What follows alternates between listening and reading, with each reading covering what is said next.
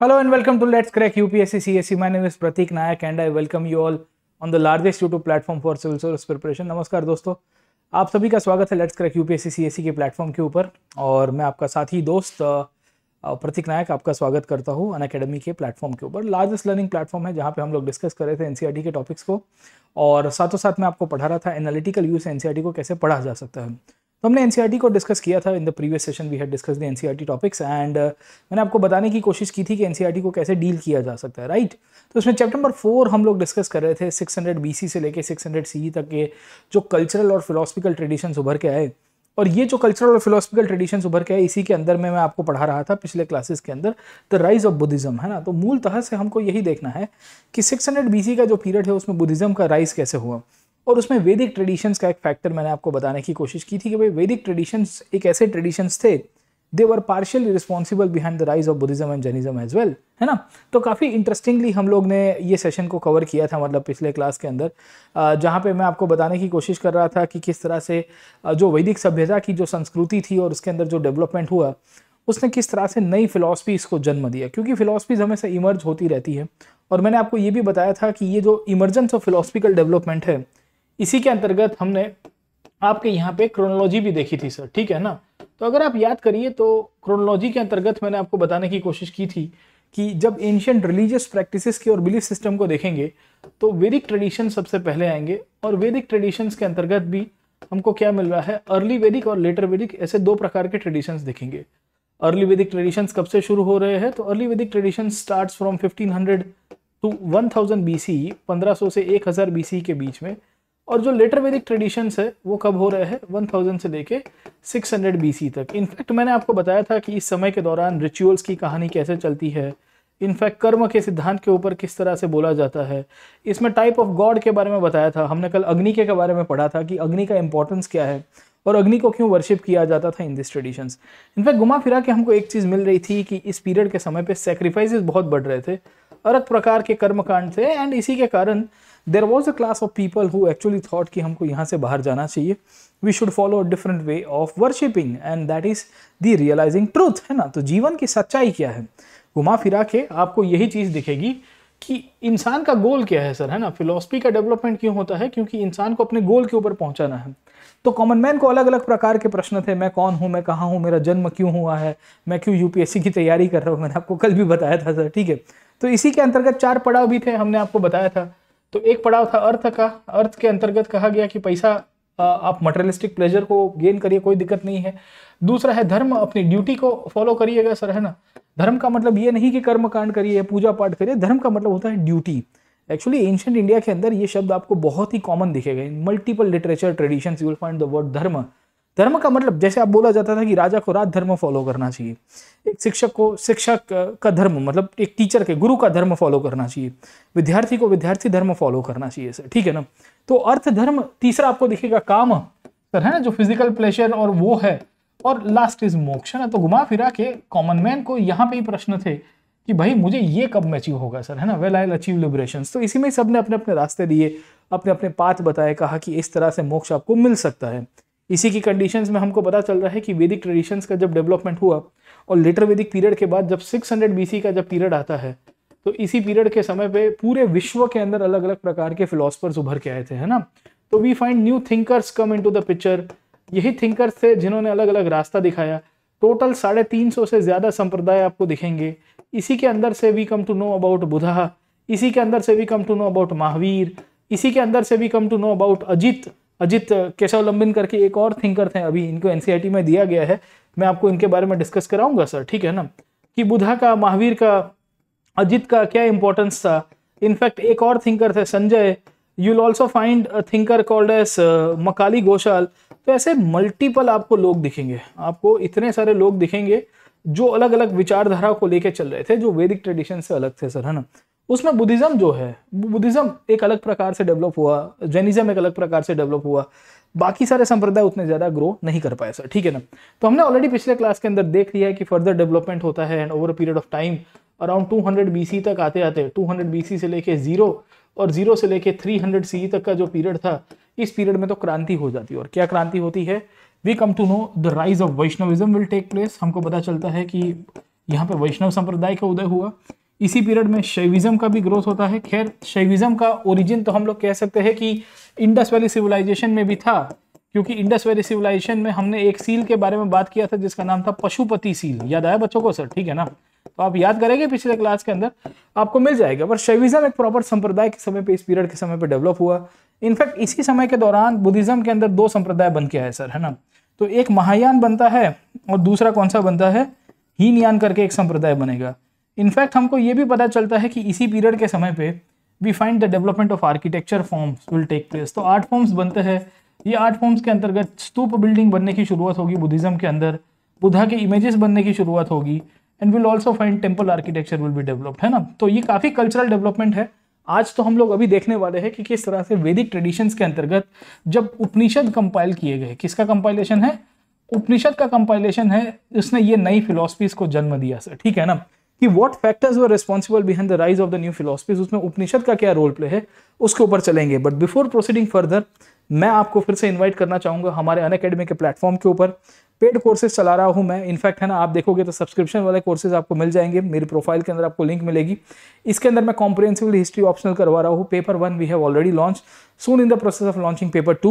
We are also launching on 11th August a comprehensive batch on GS modern history। आपके लिए सबसे favourite topic होता है और सबसे कठिन विषय भी है, क्योंकि इसमें बहुत कॉम्प्लिकेटेड घटनाएं होती रहती है। तो इसकी बैच आ रही है। सब्सक्रिप्शन नहीं लिया तो PN लाइव के द्वारा ले सकते हो। अभी आपको अनअकैडमी काफी सारा अश्योरेंस दे रहा है। इनफैक्ट सब्सक्रिप्शन के लिए मैं तो कहूंगा कि आप कॉम्बैट के अंदर अपीयर करिए, क्योंकि कॉम्बैट के द्वारा 60 क्वेश्चंस इन 60 मिनट्स अगर आप सॉल्व करोगे, 56 क्वेश्चन इन 60 मिनट सॉल्व कर पाओगे, अच्छी तरह से रैंकिंग लाओगे, तो अनअकैडमी आपको स्कॉलरशिप देगा। उसकी भी लिंक अवेलेबल है। और इनफैक्ट ये संडे को मेरा कॉम्बैट है, मतलब I am the question setter for history and art and culture, है ना। तो मोस्ट वेलकम है, आप इसके अंदर जुड़ सकते हो। बाकी फीस बढ़ने वाली है, the fees are increasing in a day और 2। 4 तारीख से हमारी फीस बढ़ जाएगी, तो उसके पहले सब्सक्रिप्शन लीजिए। अभी आपको अश्योरेंस दिया जा रहा है कि 2 साल या उससे ज़्यादा का सब्सक्रिप्शन लोगे तो आपको एक्सटेंशन दिया जाएगा। अगर आप प्रीलिम्स नहीं क्लियर कर पा रहे हो, मेंस नहीं क्लियर कर पा रहे हो, हमारा मेंटरशिप वीक चल रहा है जहां पे आपको हर एक चीज़ कॉम्प्रिहेंसिव क्लियर कराई जा रही है। मतलब GS ऑप्शनल का सब्सक्रिप्शन ले लो, आइकॉनिक का सब्सक्रिप्शन ले लीजिए आप। आइकॉनिक के अंदर आपको पर्सनल कोच की फैसिलिटी अलॉट कराई जाएगी। इनफैक्ट आपको टेस्ट सीरीज के अंदर से कवरेज मिल रही है और 45% तक का डिस्काउंट मिल रहा है सर, ठीक है ना। So this is offer is only valid till the 1st of August, 4th of August I would say, and 49,680 for 1 year you are able to cover all the subjects in a very comprehensive way, GS and optional both, है ना। तो most welcome है आप लोग को, आप हमारे साथ जुड़िए। आपको इसके अंदर से टेस्ट सीरीज फ्री के अंदर करवाई जाएगी, प्रीलिम्स की, मेंस की और ऑप्शनल की, जिसके लिए आप बाहर करीबन नहीं करके 30-40 हज़ार रुपये वेस्ट करोगे। ये सब हमारे यहाँ पे कवरेज करवाया जा रहा है। यू विल ऑल्सो फाइंड कि हम लोग सब्सक्रिप्शन में आपको एक्सटेंशन दे रहे हैं अभी से ही। अगर आप आज की तारीख में भी सब्सक्रिप्शन ले रहे हो, say for example of 3rd of August, तो your validity will be mains 2022। मतलब अक्टूबर के अंदर अगर मेंस हो रही है, दिसंबर में मेंस हो रही है, तो आपको अगस्त से लेकर दिसंबर तक की वैलिडिटी मिलेगी। मतलब करीबन 1.5 साल के आसपास आपको वैलिडिटी मिल रही है, in spite of taking 1 year subscription. और वही 2 ईयर्स के लिए भी एप्लीकेबल होगा सर, ठीक है। बुक सेट दिया जा रहा है, लोन की फैसिलिटी अवेलेबल है, everything under 1 roof my friend, है ना। सब्सक्रिप्शन के लिए आपको लिंक मिल जाएगी, उसके ऊपर क्लिक करिएगा, ये कोड को यूज करिएगा, आइकॉनिक लीजिएगा, आपको पर्सनल मेंटरशिप दिया जाएगी। और मेंटर्स की क्वालिफिकेशन बहुत अद्भुत प्रकार की है। मेंटर्स वैसे लोग हैं जो इंटरव्यू तक पहुंच के आए, इनफैक्ट कुछ मेंटर्स ऐसे हैं जो सिलेक्टेड है but they have not join the services. तो आप मेंटर्स की क्वालिटी को लेकर चिंता मत करिएगा, हम आपके लिए है और मैं तो आपके साथ रहूंगा ही जब आप हमारे प्लेटफॉर्म के ऊपर जुड़ोगे। लाइव क्लासेस में आप हमको क्वेश्चन पूछ सकते हो, वो भी ऑडियो मैसेज के थ्रू, है ना। तो we can have audio discussion, audio interaction, just like हम लोग नॉर्मल फोन के अंदर कर रहे हैं वैसे ही। तो ऑप्शनल की बैच जुड़िए, ऑप्शनल के अंदर डेडिकेटेड सब्सक्रिप्शन भी अवेलेबल है, 1 साल का लीजिए, क्योंकि मेरा हिस्ट्री का कोर्स खत्म होते भी थोड़ा टाइम लग जाता है। We will also see that हमारे यहाँ पे नई बैचेस भी चल रही है, तो आप जब सब्सक्रिप्शन लोगे तो कोई भी बैच के अंदर एनरोल करा सकते हो। और रीजनल मीडियम की भी हमने बैच लॉन्च की है, तो तमिल लैंग्वेज की बैचेस हमने लॉन्च की, ये सब आपके इसके अंदर कवर हो जाएगा। Everything will be covered under 1 roof, है ना। इनफैक्ट फ्री की टेस्ट सीरीज भी हम लोग करवा रहे हैं, इसको भी आप पार्टिसिपेट करिए, आपकी रिवीजन हो जाएगी और अच्छी तैयारी भी होगी। चलिए हम लोग शुरू करते हैं आज के सेशन को। इनफैक्ट एक इंपॉर्टेंट अनाउंसमेंट ये था कि अगर आपको अनअकैडमी पे क्लासेस देखने की कैसे करवाया जाता है, मैं कैसे करा रहा हूँ सर, है ना, तो मेरी डिस्क्रिप्शन बॉक्स में लिंक अवेलेबल है, लिंक के ऊपर क्लिक करेगा, आपको स्पेशल क्लासेस दिखेंगे और मुझे फॉलो कर दीजिएगा। So you will get the update about the free classes. मैं बहुत सारे फ्री क्लासेस अनअकैडमी के प्लेटफॉर्म के ऊपर कराता हूँ, उन सब की कवरेज आपको इसके अंदर से मिल जाएगी। Everything will be covered by you, है ना। तो ये स्पेशल क्लासेस है, वो आप कभी भी अटेंड कर सकते हो, वो फ्री के अंदर है, रिकॉर्डेड भी अवेलेबल है और लाइव क्लासेस मैं इसके अंदर लेता रहता हूँ। ये मेरी प्रोफाइल के ऊपर जाओगे आपको यहाँ पे दिखेगी स्पेशल क्लासेस, है ना। तो multiple classes have been taken, you can watch them as well for the revision. In fact मैंने फॉरेन ट्रैवलर्स इन इंडिया करके एक टॉपिक पढ़ाया हुआ है, ये फ्री क्लासेस के अंदर ही मैंने यहाँ पे कॉन्स्टिट्यूशनल हिस्ट्री ऑफ इंडिया पढ़ाया हुआ है, गवर्नर जनरल्स की पूरी हिस्ट्री पढ़ाई है। तो डिस्क्रिप्शन बॉक्स में जरूर से क्लिक करिएगा, खाली ज्वाइनिंग कोड डालिएगा PN लाइव, तो आप पेड सब्सक्रिप्शन लो कि फ्री सब्सक्रिप्शन लो, आपके लिए एक ही विंडो है, वो है PN लाइव। इसको यूज करिए और हमारे साथ जुड़ जाइए। चलिए हम लोग आज के क्लास की शुरुआत करते हैं। मैं आपको बता रहा था कि किस तरह से the period between 600 BC to 600 CE, ये जो 600 BC से लेके 600 CE तक का जो पीरियड है, इसमें नए थिंकर्स का डेवलपमेंट हुआ। अब देखो नए थिंकर्स के डेवलपमेंट के पीछे जो अलग अलग प्रकार की फिलोसफीज आई, उसमें बुद्ध है, महावीर है, अजीत है, संजय है, मकाली घोषाल है, इन सब का नाम आएगा। हम लोग कल के क्लास के अंदर इनके नाम के ऊपर चर्चा करेंगे और फिर मैं आपको मैच द फॉलोइंग के अंदर इनके क्वेश्चंस करवाऊंगा सर, ठीक है। तब आपको विश्वास आएगा कि नहीं मास्टर जो भी पढ़ा रहा है वो टू द पॉइंट और लिंकेजेस के साथ पढ़ा रहा है सर, ठीक है ना।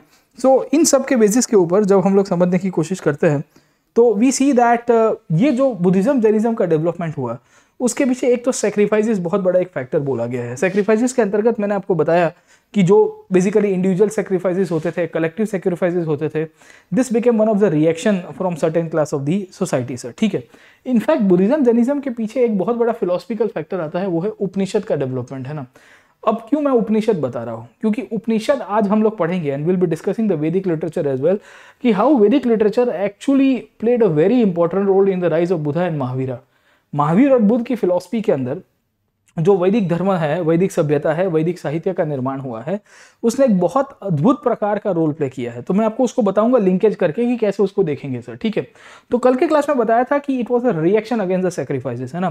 तो राइज ऑफ न्यू फिलोसफीज के पीछे सर, ठीक है ना, the reasons behind the rise of new philosophies जब हम लोग देखते हैं, the reasons behind the rise of new philosophies, उसको जब हम लोग समझेंगे, न्यू फिलोसफीज को जब हम लोग समझने की कोशिश करेंगे, तो उसमें इनफैक्ट पहला रीजन बोला जाता है कि it was a reaction against sacrifices, है ना, reaction against sacrifices and rituals. तो अलग अलग प्रकार के जितने भी सैक्रिफाइसेस थे वैदिक युग के अंतर्गत सर, ठीक है, जो भी अलग अलग प्रकार के रिचुअल्स डेवलप हुए थे, तो कुछ कुछ लोगों का मानना था कि ये ठीक नहीं है and we can have some other form of worship, है ना। तो बुद्ध और महावीर इनमें से एक थे सर, है ना। तो सबका अपना अपना रास्ता था, everyone was giving the philosophy, Veda something said something new sir, है ना। इनफैक्ट ये वैदिक ट्रेडिशन से था जहां से आपको उपनिषद का निर्माण मिलेगा सर, ठीक है। इट वाज द वैदिक traditions only, it was the Vedic literature only, जिसने इनफैक्ट, है ना, विचारों को मजबूत किया लोगों के अंदर सर, ठीक है। अब वैदिक लिटरेचर की कहानी क्या है और उपनिषद कहाँ पे आता है, तो वैदिक लिटरेचर हमेशा याद रखिएगा उसका कोर पार्ट आता है जिसे हम लोग कहते हैं श्रुति लिटरेचर सर, ठीक है ना। तो कौन सा है, तो इसका चार्ट बनाते रहिएगा अपनी किताब के अंदर, आपको पता चलेगा कि Shruti literature is a kind of a literature जो वैदिक पीरियड के अंदर डेवलप हुआ था सर, और उसके अंदर वेद आते हैं। अब वेद आपको पता होगा कि 4 वेद है सर, है ना, ऋग्वेद है, सामवेद है, यजुर्वेद है और अथर्ववेद है सर, ठीक है। अब वेद की कहानी क्या है, वेद मूलतः से श्लोक के रूप में लिखे गए, they were compiled in the form the hymns और द श्लोक, मंत्र के रूप में हम लोग कहेंगे। अब उसका एक्सप्लेनेशन आपको नहीं मिलेगा सर, ठीक है। उसके अंदर वेद का जो प्रोज एक्सप्लेनेशन है उसको फर्दर एक्सटेंड किया जाता है in the form of a new literature called as Brahmaniya sir, ठीक है ना। तो ब्राह्मणीय जो है वो हर एक वेद का होगा सर, जैसे यजुर्वेद का एक ब्राह्मणीय है सतपथ ब्राह्मणीय, उसी तौर के ऊपर आप देखोगे तो आपको ऐत्रेय ब्राह्मण्य दिखेगा, तैत्रेय ब्राह्मण्य दिखेगा, अलग अलग प्रकार के ब्राह्मण्य अलग अलग वेद के दिखेंगे सर, ठीक है। ब्राह्मण्य की कहानी यह है कि ये हमेशा आपको प्रोज एक्सप्लेनेशन देता है सर, ठीक है। ब्राह्मण्य के बाद आपको दिखेंगे अरण्यकाश सर, है ना। अरण्यकाश एक्चुअली कंपाइल किए गए थे समवेयर इन द लेटर वैदिक पीरियड, और ये ट्रांजिशन फ्रॉम वैदिक पीरियड टू द लेटर वैदिक पीरियड, और कहते हैं कि ये जो अरण्यका का जब कंपाइलेशन हुआ, it gives the story about the forest life, क्योंकि हर्मिट लोग, मतलब जो लोग संसार छोड़ देते हैं, उनके लिए इनफैक्ट उन्होंने जो अपने एक्सपीरियंसेस किए वो सब कंपाइल किए गए थे स्टोरीज के रूप में। और वहां से ही एक जीवन का प्रश्न आया था कि जीवन के बाद क्या है, मेरे जीवन का सार क्या है, मैं क्यों ये जीवन जी रहा हूं, हु एम आई का प्रश्न था सर, ठीक है। तो ये जो हु एम आई का प्रश्न है, जीवन के बाद क्या होगा, जीवन के पहले क्या था, मेरा जीवन कहां से कहां जाएगा, सत्य कैसे मैं ढूंढ पाऊंगा, इन सब के लिए गुरु शिष्य की एक परंपरा शुरू हुई थी इन द फॉर्म ऑफ द वैदिक कल्चर, और उसी को ही हम लोग कहेंगे द उपनिषद्स फिलॉसफी सर, है ना। तो वील फाइंड कि Upanishads are the core philosophical aspect. याद रखेगा कि 6th सेंचुरी BC में उपनिषद का डेवलपमेंट होने की शुरुआत हो गई थी समवेयर इन द 600 BC के आसपास का पीरियड है। और ये उपनिषद बेसिकली हर एक वेद के अंदर दिखेगा। ऋग्वेद का भी अपने उपनिषद होंगे, यजुर्वेद और अथर्ववेद के। टोटल आज की तारीख में आप पकड़ने की कोशिश करोगे तो 108 से ज्यादा उपनिषद हैं। उसमें से करीबन मोटे मोटे तौर के ऊपर आप समझिए कि करीबन 12 के आसपास उपनिषद ऐसे हैं जो हमारे लिए इंपॉर्टेंट हो जाते हैं and they are very much core of giving knowledge sir, है ना। तो अभी मैं आता हूं कि उपनिषद ने क्या रोल प्ले किया है, क्योंकि इसी के ऊपर ये चैप्टर का सेकंड पार्ट दिया गया है, ठीक है।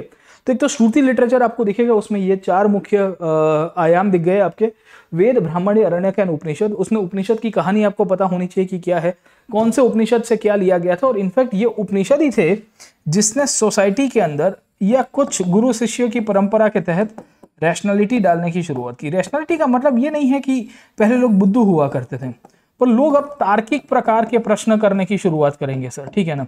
जैसे हम लोग कहते हैं रीजनिंग, है ना। आपने ये सीसेट के अंदर पढ़े होंगे कि सर रीजनिंग करके एक टॉपिक आता है, हमको बहुत परेशान करता है सर, ठीक है। तो प्राचीन भारत के अंदर ये जितने भी प्रश्न थे ना, उसको रीजन किया जाता था कि सोसाइटी में ये क्या चल रहा है सर, है ना। बहुत सारे हैं, मेरा जीवन के बाद क्या होगा, मेरा पुनर्जन्म होगा कि नहीं होगा, जीवन का सार क्या है, what is the reality of life, है ना। Everything is part of that. तो ये जो उपनिषद थे ना, ये उपनिषद ने बहुत सारी चीजें बताई और ये गुरु शिष्य की परंपरा के रूप में चलते थे सर, ठीक है। So all this Upanishad actually used to work in the guru shishya परंपरा, एंड बिकॉज उपनिषद गुरु शिष्य की परंपरा के तहत चलने वाली एक ऐसी विचारधारा है जहां पे गुरु और शिष्यों के बीच में चर्चाएं होती रहती थी और उन सबका कंपाइलेशन हुआ सर, ठीक है। तो ये जो कंपाइलेशन है ये बुद्ध को बहुत मदद करेगा, क्योंकि बुद्धा और महावीर भी मूलतः से इसी विचारधारा के साथ जुड़े हुए थे। उन्होंने भी जीवन के अंदर जो अपने अनुभव देखे, हम लोग कल परसों के क्लास में देखेंगे राइज ऑफ बुद्धिज्म के तहत, कि बुद्धा के पर्सनल एक्सपीरियंसेस में भी उन्होंने तर्क लगाया। ही स्टार्टेड क्वेश्चनिंग कि भाई ऐसा क्यों चल रहा है, सोसाइटी में क्या चल रहा है सर, ठीक है ना, गेटिंग माय पॉइंट। तो उपनिषद के अंदर मूलतः से 2 चीजें सबसे ज्यादा चर्चा में आई सर, ठीक है। एक चीज चर्चा में आती है जिसे हम लोग कहते हैं आत्मन। आत्मन का मतलब सेल्फ होता है, और दूसरा होता है ब्राह्मण। ब्राह्मण का मतलब बेसिकली भगवान हो सकता है या सुप्रीम एनलाइटनमेंट होती है सर, है ना। तो जितना भी वैदिक फिलॉसफी है उसमें Upanishad played a very important role, और ये वही उसी पीरियड के अंदर बन रहा है जब आपके यहाँ पे ये सब नए नए थिंकर्स उभर के आ रहे हैं सर, ठीक है ना। तो मैंने आपको अभी बताया कि 600 BC का एक ऐसा पीरियड है जब नए नए संप्रदाय और थिंकर्स उभर के आ रहे हैं, अलग अलग लोग अपनी विचारधारा दे रहे हैं, और इसी पीरियड में वैदिक लिटरेचर के तहत उपनिषद का निर्माण हुआ सर, ठीक है। ये जो उपनिषद ने लोगों को एक रास्ता दिखाया और लोगों को इनफैक्ट बताया कि किस तरह से आप जीवन के अंदर अलग अलग प्रकार के आयाम को ढूंढ सकते हो सर, ठीक है ना। तो Upanishad played a very important role in the expansion of the ideas of Buddha and Mahavir. In fact Buddh और महावीर की जब हम लोग बात करेंगे, वापिस आ जाते हैं हम लोग वही स्लाइड के ऊपर, और मैं आपको बता रहा था कि भाई किस तरह से इनफैक्ट नए नए प्रश्न किए गए। ये जो नए प्रश्न किए गए, आपने कभी सोचा नहीं कि भाई इसमें इनफैक्ट, है ना, ये प्रश्न करने की इनके अंदर क्षमता कहाँ से आई। बुद्ध को ये क्षमता किसने दी, महावीर को एक क्षमता किसने दी। तो क्वेश्चंस करने का जो पूरा का पूरा फिलॉसफी है वो उपनिषद के अंदर ही निकल के आया था। इनफैक्ट वेद के अंदर भी आप जब ऋग्वेद के मंडल को देखेंगे, या आप हमारे साथ आओगे क्लास के अंदर, तो मैं आपको वैदिक मंडल्स के बारे में डिस्कस करूंगा। और ऋग्वेद के मंडल्स के अंदर भी आपको बहुत सारी कहानियां दिखेगी। You will find multiple stories जहां से हमको पता चलता है कि क्वेश्चन करने की क्षमता, क्वेश्चन करने की ऑथोरिटी डेवलप हो रही है, ठीक है ना। तो ये जो नए नए प्रकार के प्रश्न बन रहे हैं ना sir, sacrificial traditions were one of the major reasons behind the rise of Buddhism. कि जो कर्मकांड हो रहा है उसको लेके काफी लोग खफा थे, काफी लोगों को ठीक नहीं लग रहा था सर, ठीक है। पर दूसरा प्रश्न, आपको ये जो नए प्रश्न आएंगे जिसे हम लोग उपनिषद के रूप में पहचानते हैं, उसका भी एक बहुत बड़ा रोल प्ले था सर, ठीक है ना, गेटिंग माय पॉइंट और नॉट। तो कॉमन मैन को काफी सारे प्रश्न हो रहे थे। कॉमन मैन सोच रहा था कि भाई साहब हमारे जीवन का सार क्या है सर, ठीक है। तो this is one of the reason. The second factor समझने की कोशिश करिए। The second factor behind the rise of new philosophies like Buddhism and Jainism, इसके अंदर हम लोग लिख सकते हैं the Upanishads played a role. Upanishads played a role in the philosophical development mainly in the form of questioning things, है ना। अब उपनिषद में ऐसा तो क्या लिखा था, उपनिषद ने इस प्रकार से ऐसे तो क्या कार्य कर दिया कि लोगों को प्रश्न पूछने की शुरुआत हो गई। हाँ, मैं कौन हूँ, मैं कहाँ हूँ, मैं क्या कर रहा हूँ, मेरे जीवन का सार क्या है, किस तरह से जीवन चलता रहता है सर, गेटिंग माय पॉइंट, है ना। तो आपको पूरा पिक्चर क्लियर होना चाहिए। You should get the whole picture clear कि क्या कंडीशन रहती है। एंड वी सी दैट जब हम लोग उपनिषद की कहानी देखेंगे या उपनिषद को हम लोग समझने की कोशिश करेंगे तो आपको ये भी पता चलेगा कि Upanishad actually played the role of a catalyst. अब उपनिषद में क्या लिखा गया है यहाँ पे आपको पता चलेगा सर, ठीक है। पहला प्रश्न उपनिषद के अंदर चर्चा होती है वो है आत्मन और ब्राह्मण के बीच में सर, है ना।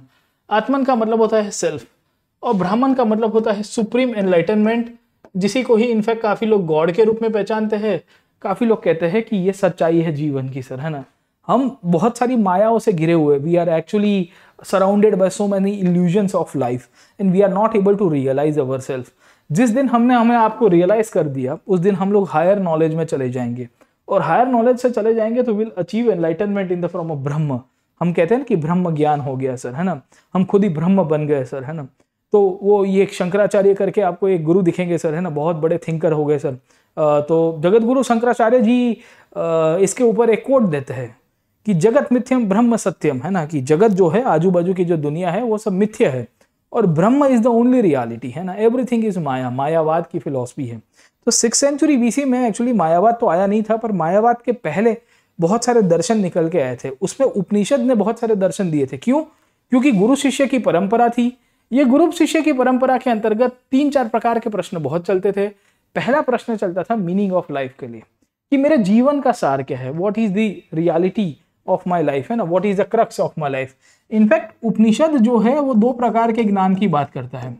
एक पहला ज्ञान है जिसे हम लोग कहते हैं the higher knowledge of life sir. Higher knowledge का मतलब क्या है कि जीवन में उच्च ज्ञान है, एक ऐसा ज्ञान जहां से आप ब्रह्म की प्राप्ति कर सकते हो, when you can realise yourself to be a god और you become equivalent to that point, है ना। आप इतने एनलाइटन हो जाते, जैसे बुद्ध में निर्वाण कहा गया है, बुद्धिज्म में इट इज नोन एज निर्वाण प्राप्ति सर, ठीक है।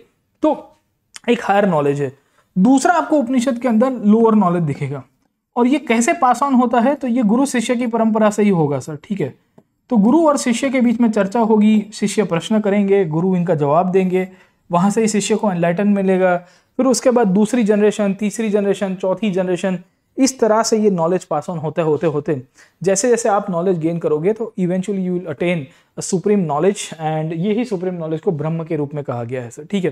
तो नॉलेज लीड्स टू साल्वेशन। उपनिषद ये कहते भी है कि अगर आपको मोक्ष की प्राप्ति करनी है तो आप इनडायरेक्टली सैक्रिफाइसेस के ऊपर एब्सोल्युटली रिलाई मत करिए सर, ठीक है। Don't rely absolutely on the sacrifices. Even if you want to achieve salvation और liberation, it will always be the knowledge component, कि ज्ञान मार्ग से ही आपको मोक्ष मिलेगा, ज्ञान मार्ग से ही आपको छुट्टी मिलेगी। मोक्ष का मतलब है the unending cycle of life and death. क्योंकि एक ये बहुत सारे प्रश्न थे वैदिक काल के अंदर लोगों को। एक प्रश्न हो रहा था द मीनिंग ऑफ लाइफ, है ना। अब देखिए ये आपको भी आज की तारीख में होता है सर, ठीक है। और जैसे आपको पता चलेगा कि एक बहुत सारा प्रश्न होता है, उसमें आप चर्चा करते हो कि हु एम आई सर, है ना। आपको एक इंटरेस्टिंग उपनिषद दिखेगी जिसका नाम है मांडुक्य उपनिषद, है ना। एक है मुंडका उपनिषद। मुंडका उपनिषद से हमने बोरो किया था, if you are able to recall, that is the Satyameva Jayate, कि द ट्रूथ ऑलवेज ट्रायम्स करके एक आपको कंसेप्ट दिखता है सर, ठीक है। उसी दौर के ऊपर आपको अथर्ववेद का एक उपनिषद दिखेगा जिसका नाम था मंडूक्य उपनिषद। मैं आपको पूरा चार्ट बना दूंगा, चिंता मत करिएगा।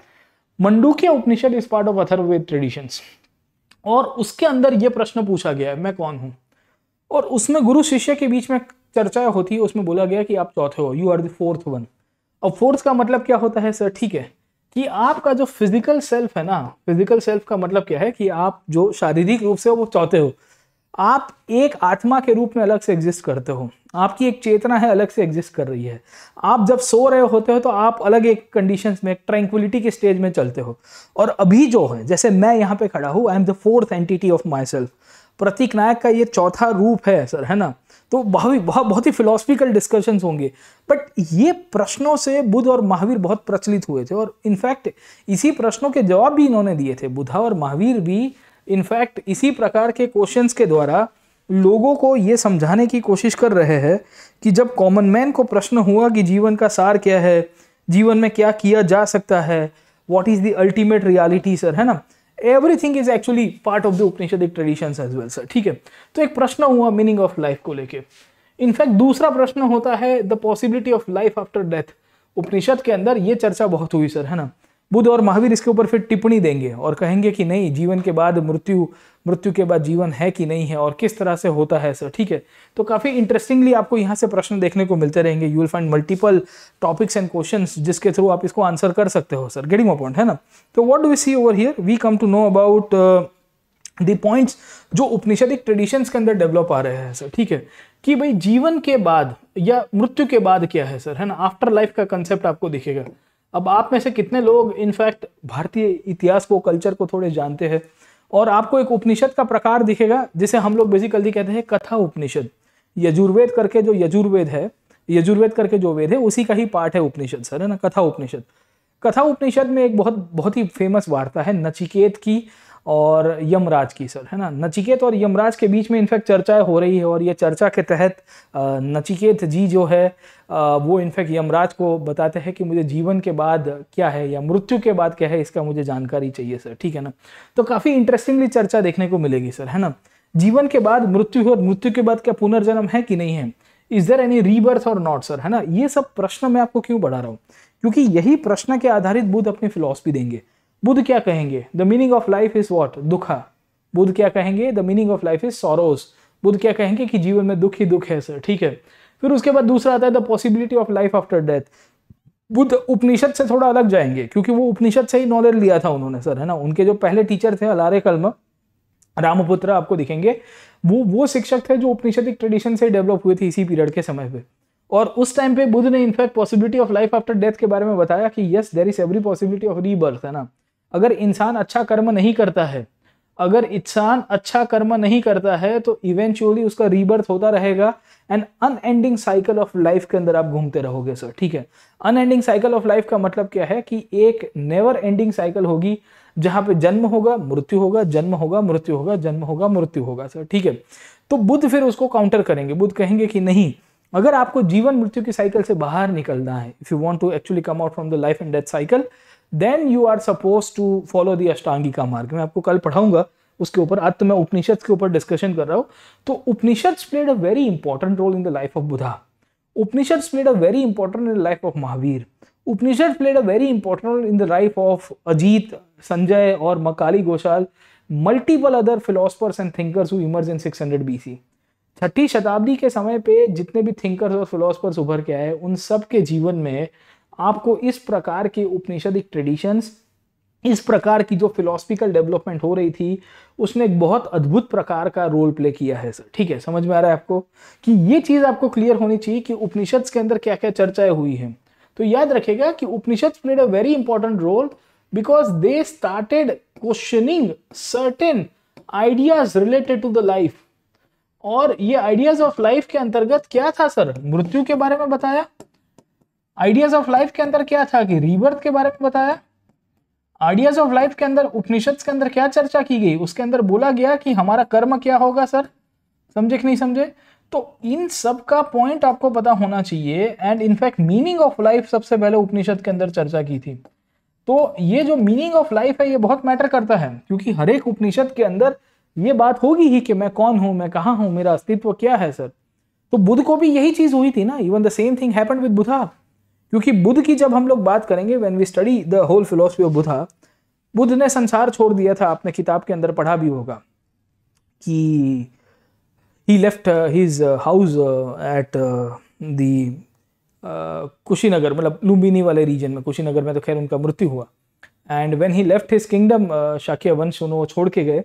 तो वो छोड़ के क्यों गए थे, because he was searching for truth. वो जीवन की सच्चाई ढूंढ रहे थे। तो जीवन की सच्चाई जब ढूंढ रहे थे तो उनको ये प्रश्न करने की जो क्षमता आई है, वो उसके पीछे का कारण है कि पीछे वैदिक ट्रेडिशंस ने अपना रोल प्ले किया। उनके इनिशियल टीचर थे वो भी ब्राह्मण से। ब्राह्मण उसी को ही कहते हैं जिसके पास नॉलेज है सर। वैदिक पीरियड के अंदर ब्राह्मण मतलब वो नहीं है कि जो बेसिकली कास्ट आधारित है। खैर कास्ट सिस्टम तो थी नहीं, तब तो वर्ण सिस्टम थी। And anyone can transform from Brahmin to Kshatriya and Kshatriya to Vaishya everywhere. Shudras were those people actually who were serving others. तो आज अगर मैं आपकी सेवा कर रहा हूं तो मैं शूद्र कहला जाऊंगा सर, है ना, एज पर द वैदिक ट्रेडिशंस। आप नहीं समझे तो मैं आपको बता देता हूँ। इसके लिए लोग आज की तारीख में भी जो वैदिक सभ्यता को समझते हैं और मानते हैं, वो कहते हैं कि मैं कर्म से सिद्धांत हूं और मैं अपने दिमाग से ब्राह्मण हूं सर, ठीक है। कर्म से या कर्म से मैं शूद्र हूं, पर अपने इनफैक्ट जो दिमाग है मेरा, जो नॉलेज है, उससे मैं ब्राह्मण हूं। तो मैं शूद्र भी हूं, मैं ब्राह्मण भी हूं सर, ठीक है। ऐसा क्यों कहते हैं, उसके पीछे का कारण यह है कि इन द वैदिक पीरियड जब ये ट्रेडिशंस डेवलप हो रहे थे, बुद्धा और जैनिज्म के जस्ट पहले का पीरियड है, ये पीरियड के समय पे आपके यहाँ पे फिलोसफिकल इश्यूज तो हुए, but common man had this liberty of moving up and down into the hierarchy of वर्ण। तो ये जो वर्ण हायरार्की है उसके ऊपर कल मैं डिस्कस करूंगा। कि उसका एक बहुत बड़ा रोल प्ले है, क्योंकि वर्ण सिस्टम के अंदर थोड़ी बहुत रिजिडिटी आने की बात हो रही है और ये रिजिडिटी ने भी अपना रोल प्ले किया था। बट यहाँ उपनिषद की हम लोग बात कर रहे थे, तो Upanishad played a very important role. Upanishad ने इनफैक्ट लोगों को अलग अलग प्रकार से रास्ते दिखाए और ये उपनिषद ही थे जो बेसिकली अलग अलग प्रकार से डिबेट्स करवाते हैं सर, ठीक है। So everyone was trying to define कि भाई अल्टीमेट रियलिटी ऑफ लाइफ क्या है, what is the reality of life. क्या Brahm is the ultimate reality जो शंकर कह के गए उसके थोड़े सालों के बाद, या इनफैक्ट कोई कहेगा कि नो, एनलाइटनमेंट निर्वाण is the ultimate reality of life, जैसे बुद्ध कह के गए थे कि निर्वाण प्राप्ति जो है वही अल्टीमेट रियलिटी होनी चाहिए सर। गेटिंग माय पॉइंट और नॉट, है ना। तो we see that there were multiple people, there were multiple ideologies who actually played a very important role. और ये जितने भी लोग थे उसमें बहुत सारे लोग थे जो वैदिक ट्रेडिशन के बाहर के थे। वैदिक ट्रेडिशंस का बाहर का मतलब ये है, मैंने अभी आपको नाम बताया, किन किन लोगों का नाम हमने देखा। We had seen the name of Sanjay, we had seen the name of Ajit, we had seen the name of Makali Goshal, Mahavir, Vardhaman Mahavir and Gautam Buddha. They were all the people actually, they were outside the Vedic traditions. ये वेदों को deny करते हैं, पर वेद से इनको उपनिषद से बहुत नॉलेज मिला था। इनको डायरेक्टली नहीं पढ़ा होगा तो इन्होंने अपने टीचर्स के थ्रू पढ़ा था। जैसे बुद्ध की बात करेंगे तो बुद्ध के जो पहले टीचर हुआ करते थे वो बेसिकली मूलतः से उपनिषद की स्कूल ऑफ थॉट से बिलोंग करते थे। The first teacher of Buddha belong to the school of thought of Upanishad sir, है ना। तो we see multiple traditions and we do get multiple instances जहां पे इन सब का आपको डेवलपमेंट दिखेगा सर, ठीक है। तो मल्टीपल थिंग्स यहाँ पे डेवलप होती है और इसके कारण काफी लोगों ने सैक्रिफाइशियल ट्रेडिशंस को क्वेश्चन किया।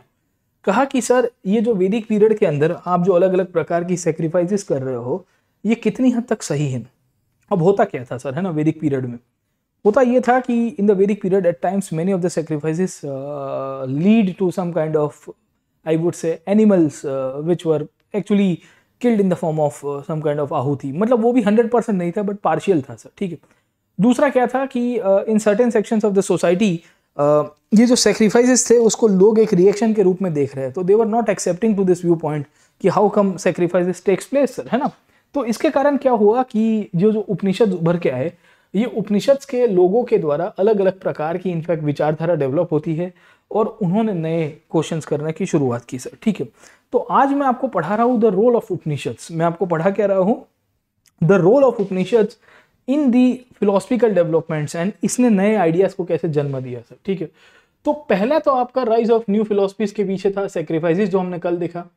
आज हम लोग देख रहे हैं कि उपनिषद्स का रोल क्या था और उपनिषद्स ने क्या प्रीच किया। उपनिषद्स ने इन सब के ऊपर रास्ता बताया। अब उपनिषद का फॉर्मेट देख लीजिए, एक let us see the format of Upanishad और उपनिषद्स कहाँ कहाँ से डेवलप हुए। उपनिषद के अंतर्गत ऋग्वेद, सामवेद, यजुर्वेद, अथर्ववेद, कौन सा उपनिषद किसका है सर, श्रुति लिटरेचर के भाग में सर, ठीक है। उसके बाद over a period of time एक और लिटरेचर डेवलप होगा जिसका नाम है स्मृति लिटरेचर, है ना। So you'll find one more literature getting developed that is known as Smriti literature. इसके अंदर आपको वेदांग दिखेंगे, वेद के अंग दिखेंगे सर, है ना। इसी के अंदर से अगर आप समझने की कोशिश करोगे तो आपको शब्द दर्शन दिखेंगे। मैं आपको आऊँगा आगे के क्लासेस के अंदर, मैं डिस्कस कराऊंगा कि शब्द दर्शन का इंपॉर्टेंस क्या है। इसी के अंदर से आपको एपिक्स दिखेंगे या इतिहास दिखेंगे सर, है ना। तो यू विल फाइंड इतिहास। इसी के अंदर से आपको उपवेद दिखेंगे जो वेदों के ऊपर से डिराइव हुए हैं और जो बन के आए हैं सर, ठीक है। अब ये जो स्मृति लिटरेचर है ये तो बाद में बनता है। हम लोग यहाँ पे देख रहे हैं कि the role of Upanishads and what kind of role the Upanishads played in the fostering of the new philosophical ideas. Upanishad में क्या क्या चीज़ें चर्चा हुई, तो उपनिषद के अंदर चर्चा होती है कि मैं कौन हूँ, मैं कहाँ हूँ, मेरा जीवन का सार क्या है, मैं क्या कर रहा था, किस तरह से चीज़ें चलती है सर, ठीक है। तो उपनिषद के ऊपर देखते हैं और उपनिषद ने ही नए विचार दिए। यह नए विचारों के कारण ही नई नई फिलोसफीज डेवलप हुई सर, ठीक है। अब उपनिषद का रोल क्या था और कौन सी फिलोसफी से क्या मिला उसके ऊपर थोड़ी बहुत चर्चा करेंगे सर, ठीक है। तो उपनिषद की थीम याद रखिएगा, आपको क्वेश्चन आएगा कि उपनिषद किन किन पॉइंट के ऊपर चर्चा कर रहे हैं सर, ठीक है ना। So the role of Upanishads अगर आपको पूछता है और कौन सा उपनिषद क्या कार्य कर रहा है वो भी पता होना चाहिए सर, ठीक है। तो उसकी थीम है कि उपनिषद में 3-4 पॉइंट की चर्चा होती है। पहली चर्चा उपनिषद के अंदर होती है द आई वुड से इंडिविजुअल मतलब आत्मन सर, है ना, जिसे हम लोग पहचानते हैं सर, है ना। फिर दूसरी आपकी चर्चा होगी basically that is the supreme reality की, कि भाई what is the supreme reality of life, है ना, भगवान है कि नहीं है सर, जिसे हम लोग ब्राह्मण के रूप में पहचानते हैं या ब्रह्म के रूप में पहचानते हैं। अलग अलग शब्द है। ये ब्राह्मण मतलब बेसिकली ये ब्राह्मण कम्युनिटी है उसको मत समझिएगा, मैंने आपको पहले भी बताया अल्टीमेट रियलिटी को ब्रह्म कहते हैं इन द वैदिक knowledge and the Vedic literature sir, ठीक है ना। इसी के अंदर से बात होती है कि हमारा ओरिजिन कैसे हुआ सर, ठीक है। ओरिजिन ऑफ यूनिवर्स की कहानी आपको इसके अंदर से दिख जाएगी, और ओरिजिन ऑफ यूनिवर्स के अंतर्गत हम लोग समझने की कोशिश करेंगे कि ब्रह्मांड का सर्जन कैसे हुआ, किन किन चीज़ों की बात चलती है सर, ठीक है ना, गेटिंग माय पॉइंट और नॉट, ये चीज़ इसके अंदर से हमको मिल जाएगी। विल ऑल्सो फाइंड कि इसके अंदर से ही हमारी लाइफ एंड डेथ की भी बात पता चलती है। We also come to know about the life and death, कि भाई जीवन के बाद, जीवन के पहले क्या हुआ करता था, और हमारा रीबर्थ का साइकिल कैसे चलता रहेगा सर, है ना। इनफैक्ट ये जो कर्म की बात है, ये कर्म का सिद्धांत भी हमको यहाँ से ही मिलेगा, और बोला जाएगा कि भाई कर्म करते रहो, फल की आशा मत रखो सर, है ना, ऑलवेज बी ड्यूटी ओरिएंटेड। तो उपनिषद के अंदर से ये सब पॉइंट प्रश्न आए। यही प्रश्नों को उठा के ये जो न्यू फिलोसफर्स थे ना, बुद्ध और महावीर जो थे, इन्होंने यहाँ से बहुत सारी चीज़ों को समझा, और फिर इन्होंने अपनी philosophy the by taking and borrowing multiple things. In fact आप उपनिषद को अगर आप थोड़ा डेप्थ के अंदर समझोगे तो हर एक वेद के अपने उपनिषद हैं, और हर एक वेद के उपनिषद के अंदर से हमको कुछ ना कुछ माहिती, कुछ ना कुछ इन्फॉर्मेशन मिलती है। यही इन्फॉर्मेशन के आधारित वी सी दैट यहाँ पे नॉलेज सिस्टम का डेवलपमेंट हुआ, और जो बेसिकली पुश करता है बुद्ध को, महावीर को और बाकी सारे लोगों को जो अपनी फिलॉसफीज को इनफैक्ट डेवलप करवाएंगे सर, ठीक है। अब आप देखिए, जैसे आपको ऋग्वेद दिखता है सर, है ना, तो ऋग्वेद एक ऐसा वेद है, उसके आपको दो मुख्य उपनिषद दिखेंगे सर, है ना। तो we find when we see the Rigveda we find to Upanishad sir, है ना। एक का नाम है ऐतरेय उपनिषद, है ना, ऐतरेय उपनिषद याद रखेगा, यू विल फाइंड ऐतरेय उपनिषद, और एक का नाम है कौष्टिकी उपनिषद, है ना। अब यहाँ से भी आपको रीजनिंग की बहुत सारी चीजें दिखेगी, इसमें भी लाइफ एंड डेथ की बात की गई है। इसी के अंदर से भी आप समझने की कोशिश करोगे तो जीवन का सार क्या है, उन सब की बात की है। तो आपको कभी कभी मैच द फॉलोइंग के अंदर आता है कि कौन सा उपनिषद कौन सा पार्ट है सर, है ना, वैदिक लिटरेचर का कहाँ से पार्ट है, आपको पूछा जाता है, ठीक है ना। उसी तौर के ऊपर आपको एक सामवेद दिखेगा, यूल फाइंड सामवेद सर, है ना। तो सामवेद के अंतर्गत आपको पता चलता है कि एक है चंडोग्य उपनिषद, है ना, वेरी फेमस चंडोग्य उपनिषद, और चंडोग्य उपनिषद के साथ आपको दूसरी मिलेगी केन उपनिषद, है ना। तो यूल फाइंड कि this are very two famous Upanishad, जिसके अंदर हमको पता चलता है बहुत सारी कहानी सर, ठीक है ना। इनफैक्ट ये चंडोग्य उपनिषद के अंदर से आपको दो साधुओं की कहानी दिखेगी सर, है ना। तो एक साधु हुआ करते थे, संत हुआ करते थे शौनक, है ना, याद रखेगा, और दूसरे थे अभिपरातीन, है ना, अभिपरातीन, है ना। तो इन दोनों की स्टोरी आपको चंडोग्य उपनिषद के अंदर दिखेगी। अब आपको लगेगा कि प्रतीक नायक आपको क्यों ये स्टोरी बता रहा है। ये स्टोरी अगर आप समझने की कोशिश करोगे तो 6ठे स्टैंडर्ड की एनसीईआरटी के अंदर ये दी गई है, और ये स्टोरी के अंदर बोला गया है कि एक दफा ये दोनों संत, महर्षि, महाऋषि कहते हैं ना, they were travelling from one place to other place, and they were actually travelling from one place to other place. जब यहाँ पे इनको आत्मा का रियलाइजेशन हुआ, ब्रह्म का रियलाइजेशन हुआ, उसकी बात कर रहे हैं, ठीक है। तो कहा जाता है कि ये जब एक जगह से दूसरी जगह ट्रैवल कर रहे थे तो रास्ते में उनको एक बेगर मिल गया। So they met a beggar person, very poor person. अब ये दोनों साधु संत थे, इनके पास दक्षिणा थी, क्योंकि ये लोग ट्रैवल कर रहे थे, लोग इनको डोनेट कर रहे थे चैरिटी के रूप में, खाना था इनके पास। अब एक बेगर था, ये बेगर काइंड ऑफ आप देखोगे पुअर सोल, गरीब इंसान था। उसने इनसे कहा कि महाराज खाना दे दीजिएगा, please give us the food as well sir, ठीक है, आप हमको खाना दोगे तो आपसे इनफैक्ट कोई बड़ा नहीं होगा और आप ही हमारे अन्नदाता बन जाओगे। तो शौनक और अभिपरातीन जो साधु थे, उन्होंने टाइम बीइंग मना कर दिया, जस्ट टू चेक कि ये बेगर या ये जो गरीब इंसान है ये कितना ज्ञानी है या कितना नहीं है सर, है ना, इसके सार क्या है सर। तो इन्होंने मना किया ना, तो ये जो बेगर है उनको पूछता है कि हे महर्षि, आप किसको पूजते हो, Whom do you worship? आप किसकी पूजा करते हो, आप किसकी अर्चना करते हो। तो इन्होंने कहा कि हम तो ब्रह्म की आराधना करते हैं, हम ब्रह्म की साधना करते हैं, हम ज्ञान मार्गी लोग हैं, ज्ञान के रास्ते ब्रह्म को साधने की कोशिश कर रहे हैं सर, ठीक है ना, गेटिंग माय पॉइंट।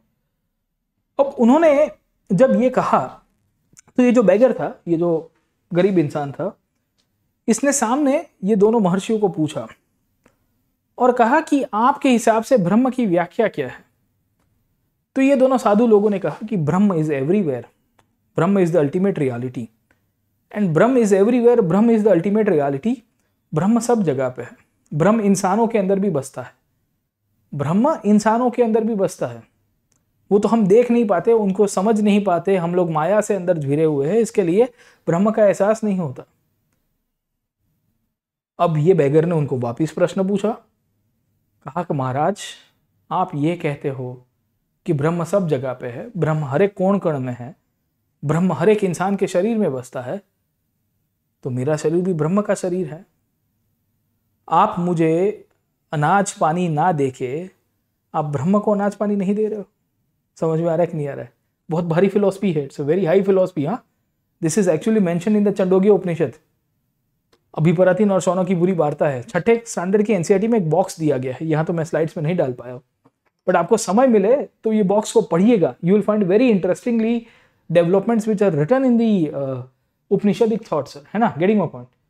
वो कहते हैं कि अगर ब्रह्म सबका पेट भरता है, ब्रह्म सबका काम करता है, ब्रह्म सब जगह बसता है, तो आप कौन हो? ब्रह्म सब जगह बसता है तो ब्रह्म हमारे में भी बसता है, ब्रह्म आप में भी बसता है। तो आप हमको डिनाई कर रहे हो, मतलब आप ब्रह्म को डिनाई कर रहे हो। ब्रह्म सबका पालन कर रहा है ना, आप तो ब्रह्म का एहसास, ब्रह्म को पाने की कोशिश कर रहे हो महर्षि बन के। तो इन कंडीशंस के अंदर ये शौनक और अभिपरातीन बहुत ही प्रभावित हुए। They were so much, I would say, motivated and they were so much influenced by the knowledge of this beggar कि भाई साहब इसने तो हमको ब्रह्म का एहसास करा दिया। They actually made them realise the concept of universal soul, क्योंकि पूरी की पूरी यहाँ पे इनफैक्ट जो उपनिषद है उसमें यूनिवर्सल सोल की ही बातें चलती है। The whole of the Upanishad talks about this philosophy only sir, और उसी को ही स्टैंडर्ड 6 की एनसीईआरटी में समवेद के अंदर दिया गया। तो आप जब एनसीईआरटी पढ़िएगा तो आपको पता होना चाहिए कि कौन सा उपनिषद किसका पार्ट है, और वहां से ब्रह्म ज्ञान की बात हो रही है सर। यही ब्रह्म ज्ञान इसी प्रकार से बुद्ध को भी मिलेगा, अभी हम लोग थोड़ी देर के बाद डिस्कस करेंगे। तो एक वेद हो गया ऋग्वेद, उसके ऐतरेय और कौष्टिकी उपनिषद आपको दिखेंगे। सामवेद के अंदर चंडोगी और केन उपनिषद दिखते, और भी उपनिषद हैं, टोटल 100 से ज्यादा है, सब नहीं करा रहा हूँ सर, ठीक है, बट आपको मोटे मोटे उपनिषद बता रहा हूँ जहां से हमको फिलोसफिकल ट्रेडिशंस पता चलते हैं, नॉलेज मिल रहा है सर, ठीक है ना। उसी तौर के ऊपर आपको दिखेगा यजुर्वेद, है ना, you will also find Yajurveda. अब जब हम लोग यजुर्वेद की बात करते हैं तो ये जो वेद है मूलतः से एक ऐसा वेद है जो सेक्रीफाइसेस को कैसे किया जाना चाहिए उसकी पूरी डायमेंशंस और डिटेल्स हमको बताते हैं सर, ठीक। ये यजुर्वेद ही था जिसके अंदर से हमको बहुत सारे उपनिषद दिखे। उसमें एक दिखता है कथा उपनिषद। ये कथा उपनिषद ही है जिसमें नचिकेत करके एक बालक और यमराज की स्टोरी को हाईलाइट किया गया है सर। अब कहानी क्या है थोड़ा 2 मिनट के अंदर संक्षिप्त रूप में बता दूंगा, जिससे आपको लाइफ एंड डेथ की फिलॉसफी समझ में आएगी। नचिकेत के फादर जो हुआ करते थे वो भी ऋषि थे, और वो अलग अलग प्रकार के सेक्रीफाइसेस, मतलब वही हवन यज्ञ करते थे। यज्ञों के द्वारा जब यज्ञ खत्म होता था तो ब्राह्मणों को दक्षिणा दिया करते थे, जो प्रीस्ट हुआ करते थे उनको दक्षिणा देते थे। अब दक्षिणा के रूप में गाय देना उचित समझा जाता था, क्योंकि गोधन आप देखोगे तो गाय आधारित धन जो है सबसे हाईएस्ट फॉर्म ऑफ वेल्थ थी इन द वैदिक एंड द लेटर वैदिक ट्रेडिशंस। अब नचिकेत के फादर जब गाय को डोनेट कर रहे थे ब्राह्मणों को, तो वो नचिकेत ने देखा कि उनके फादर जो गायों को दान दे रहे हैं, दक्षिणा दे रहे हैं, वो गाय जो थी वो थोड़ी दुबली गाय थी, मतलब पुरानी गाय थी, थोड़ी एजेड हो गई थी, जिससे दूध ज़्यादा ना मिले, मिल्चिंग जिसे हम लोग कहते हैं कैटल्स। तो नचिकेत ने अपने फादर को कहा कि हे पिताश्री, आप उचित नहीं कर रहे हो, क्योंकि आप जब तक अपने निस्वार्थपने से, मतलब सेल्फलेसली आप जब तक डोनेट नहीं करोगे और आप इस प्रकार के इंटेंशन से डोनेट करोगे तो आपको मोक्ष नहीं मिलेगा, you will not achieve salvation. तो उनके फादर साहब नाराज हो गए, नचिकेत को मृत्यु दंड दिया गया। सो ऋषि थे नचिकेत, वेंट टू यमराज। यमराज जी तब थे नहीं, नचिकेत ने तप किया, इतना तप किया यमराज प्रसन्न हुए। वो कहते हैं कि हे बालक, आपकी उम्र बहुत छोटी है, आप इतने कम उम्र में कैसे आ गए हमारे पास, आपका तो नाम भी नहीं दिख रहा है। क्योंकि चित्रगुप्त के पास आपको पता होगा एक पूरा लिस्ट रहता था, you know about the cultural aspects of the Indian philosophy sir, है ना। तो चित्रगुप्त के लिस्ट के अंदर नचिकेत का नाम भी नहीं था। तो यमराज ने कहा कि मैं आपसे बहुत प्रसन्न हूँ, आपने जो तप किया है, आपने जो प्रायश्चित किया है, उससे मैं आपको 3 वरदान देता हूँ, आप मुझे बताइए क्या चाहिए आपको। तो नचिकेत ने पहले 2 वरदान में मांगा कि मेरे और मेरे पिताश्री के लिए हमको मोक्ष दे दो, you give us liberation. Liberation का मतलब है कि ये जो लाइफ एंड डेथ की जो साइकिल है वहां से निकाल दीजिए। तो यमराज ने कहा तथास्तु, बोलो बेटा और क्या चाहिए। उसके बाद नचिकेत ने यहाँ पे अपना तीसरा प्रश्न किया और कहा कि मुझे इसकी जानकारी चाहिए कि मृत्यु के बाद क्या होता है, वॉट हैपन्स आफ्टर लाइफ। जब हमारा खत्म होता है, हमारी शरीर खत्म हो जाती है, वॉट आफ्टर डेथ, उसकी मुझे नॉलेज चाहिए, किस तरह से हम अलग अलग साइकिल्स में पास होते हैं। ये जो लाइफ एंड डेथ की, आफ्टर डेथ व्हाट हैपन्स, ये जो पूरी की पूरी चर्चा है, लाइफ की जो चर्चा है, they are all part of the Katha Upanishad. समझ में आ रहा है आपको? This are all part of the Katha Upanishad. देखिए कितना इलॉबरेट लिटरेचर था, और ये सब वार्ता है, ये सब स्टोरीज आपको पता चलेगा कि बुद्धिज्म के अंदर और जैनिज्म के ट्रेडिशंस में भी आई, क्योंकि बुद्ध के पहले टीचर उपनिषद के स्कॉलर हुआ करते थे। अलारा कल्म का नाम सुना होगा आपने, तो वो तो पहले शिक्षक थे बुद्ध के, जो उनको मेडिटेशन सिखाते। ये तो मेडिटेशन यहाँ से तो आया सर, गेटिंग माय पॉइंट, है ना? तो आपको बहुत सारी चीजें आपको दिखेगी। इनफैक्ट यहां से एक और आपको दिखेगा, बृहदारण्यक का उपनिषद। बृहदारण्यक का उपनिषद का इंपॉर्टेंस भी यही है कि इसके अंदर भी हमको पता चलता है कि इसमें भी लाइफ एंड डेथ की ही बात की गई है, cycle of life and death की भी बात की गई है कि क्या कंडीशन है लाइफ की सर, है ना? Getting my point. इनफैक्ट यहां से एक स्मृति लिखी गई याज्ञवल्क्य के द्वारा। याज्ञवल्क्य का नाम सुना नहीं होगा आप लोगों ने सर, पर अगर आप थोड़ा बहुत वैदिक ट्रेडिशंस को जानते हो तो इसमें जो स्मृति लिटरेचर का डेवलपमेंट हुआ है यहाँ पे, इसमें वेदांग के अंदर आपको पता चलेगा कि बहुत सारी स्मृति लिटरेचर बनेगी। इसमें मनुस्मृति दिखती है, इसके अंदर आपको याज्ञवल्क्य की स्मृति दिखेगी। याज्ञवल्क्य एक ऋषि थे, संत ही हुआ करते थे। उन्होंने इनफैक्ट यहाँ पे कर्म का सिद्धांत बताया लोगों को, और कहा कि karma will lead to salvation, karma will lead to eventually what, it will lead to, I can say the ultimate reality, जब आपको यहाँ से मोक्ष मिल जाएगा। तो आप देखिए कितने सारे वैदिक लिटरेचर के अंदर से उपनिषद्स के अंदर बहुत सारे प्रश्नों का सॉल्यूशन मिल रहा था। इसी प्रकार के प्रश्न फिर बुद्ध भी देंगे सर, है ना? पर उपनिषद को समझोगे तो बुद्धिज्म को ज्यादा समझ पाओगे। कल उसके ऊपर मैं आपको लिंकअप करके बताऊंगा कि क्या कंडीशन रहती। इसी के अंदर से जब चौथा वेद निकला, कौन सा वेद था? अथर्ववेद। तो अथर्ववेद के अंदर से भी आपको बहुत सारे उपनिषद का डेवलपमेंट होगा, और यहां से आपको एक दिखेगा मुंडका उपनिषद। ये मुंडका उपनिषद के अंदर क्या लिखा गया है? सत्यमेव जयते, जो हमारा क्या बना है? नेशनल स्लोगन बन गया है, या that is the motto of the government, है ना? Truth always triumph, we should walk on the path of truthfulness. हमको सच्चाई के मार्ग के ऊपर चलना चाहिए, और सच्चाई के मार्ग के ऊपर चलोगे तो जीवन में कभी दिक्कत नहीं आएगी, कभी भी नुकसान नहीं होगा आपका। यहां से बोला गया। इसी के अंदर मैंने आपको बताया मांडुक्य उपनिषद। मांडुक्य उपनिषद जो कहता है हु एम आई। ईशा उपनिषद यहाँ पे आपको दिखेगा यजुर्वेद के अंदर, वहां पे भी हु एम आई की कंसेप्ट होगी। तो ऐसे मल्टीपल उपनिषद्स आपको दिखेंगे। ये उपनिषद्स के द्वारा we come to know about multiple slogans, multiple ideas that were derived. ये जितने भी इनफैक्ट आइडियाज डिराइव हो रहे थे, इन सबों से बुद्धा बहुत प्रभावित हुए थे, क्योंकि बुद्ध के पहले टीचर जो थे वो मूलतः से आप देखोगे तो एक उपनिषद के स्कॉलर से अलारे कल्मा। उन्होंने वहाँ से उनसे मेडिटेशन सीखा, वहाँ से उन्होंने आत्मा और ब्रह्म का कंसेप्ट देखा। खैर बुद्ध फिर सोल के अंदर नहीं मानते, वो बात अलग है, बट आपको आइडिया रहेगा सर। इनफैक्ट छंदोग्य उपनिषद के अंदर आपको ओम की कहानी दिखेगी। You will find the story of Om, कि जिसे हम लोग आज की तारीख में एक सुप्रीम एनलाइटनमेंट के रूप में या साउंड के रूप में पहचानते हैं, वो इसी का ही आउटकम है सर। Getting my? तो ऐसे बहुत सारे उपनिषद है, you will find multiple Upanishads. All this Upanishads actually played a very important role in creating the foundation and in creating a philosophical basis. And इसी के कारण ये उपनिषद ने लोगों को पुश किया to think out of the box. समझ में आ रहा है कि नहीं आ रहा है आपको सर? ठीक है, ये उपनिषद ही थे जो उस टाइम पे सोसाइटी के अंदर लोगों को पुश कर रहे थे और लोगों को समझा रहे थे कि भाई आप यहाँ पे थिंकिंग जो है वो आउट ऑफ द बॉक्स कीजिए। और थिंकिंग जब आउट ऑफ द बॉक्स होता है, आप ट्रेडिशनल स्कूल ऑफ थॉट के अंदर नहीं चल रहे हो, आप जो ट्रेडिशनल वैदिक ओरिजिन की जो बातें थी और वैदिक सभ्यता के अंतर्गत जो सेक्रीफाइसेस, जो यज्ञ और बेसिकली अलग अलग प्रकार के कर्मकांड होते थे, उससे थोड़े बाहर निकल रहे हो, क्योंकि उपनिषद ने आपको एक आइडिया दिया, आपको एक फिलॉसफी दी, आपको एक विचार दिया कि देखो जीवन के अंदर ये सब चीज़ों के ऊपर फोकस करना है। तो उपनिषद के कारण क्या हुआ कि बुद्ध को बहुत मोटिवेशन मिला। इनफैक्ट उपनिषद का रोल बुद्ध के ऊपर आप समझने की कोशिश करिए कि what has been the impact of Upanishad on the Buddha. तो वी कम टू नो कि बुद्ध यहाँ से बहुत सारी टीचिंग्स को बोरो करते हैं और अपनी नई फिलॉसफी देंगे सर। उनके सबसे पहले टीचर हुआ करते थे अलारा कल्म।